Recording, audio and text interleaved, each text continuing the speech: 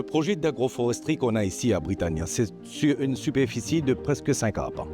Donc, le projet, on a initié ça en 2020. Donc, on a presque 30 espèces de plants qu'on a mis en terre. On a presque 2000 plants en total qu'on a mis en terre ici à Britannia. Donc, le but, c'est pour promouvoir l'agroforesterie, pour montrer aux gens comment faire l'agroforesterie.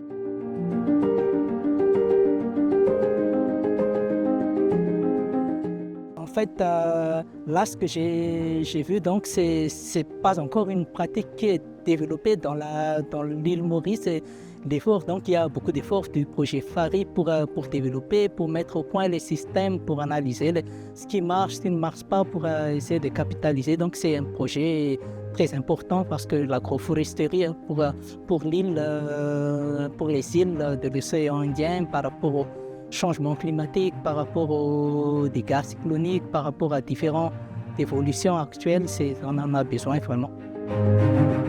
Pour l'instant, on est à l'état des lieux, donc on fait un inventaire des pratiques. Et en fait, pour avoir une idée globale de ce qui se passe, il faudrait pouvoir comparer les pratiques les unes avec les autres. Donc là, on pourrait dire par exemple, une pratique est viable économiquement, par exemple, pour une exploitation, mais peut-être qu'une autre serait mieux, en tout cas en termes économiques, en termes sociaux ou environnementaux. Alors en général, moi l'objectif que je pense c'est, donc il y a des pratiques qui sont mises en place par les producteurs.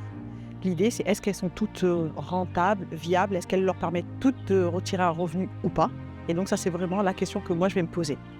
Donc ça c'est pour le volet économique. Il y a aussi le volet social. Est-ce que ça permet de créer des emplois et est-ce que ça permet à l'exploitation de faire vivre aussi sa famille et pas que le producteur.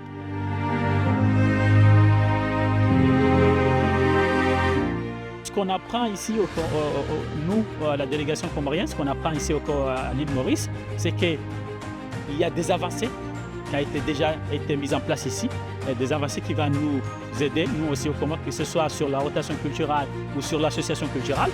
Donc on a appris des choses et ces choses-là vont aussi nous aider d'essayer de ramener ces solutions-là pour aller expliquer à nos collègues qui sont là-bas, de les mettre en avant et de les mettre en application.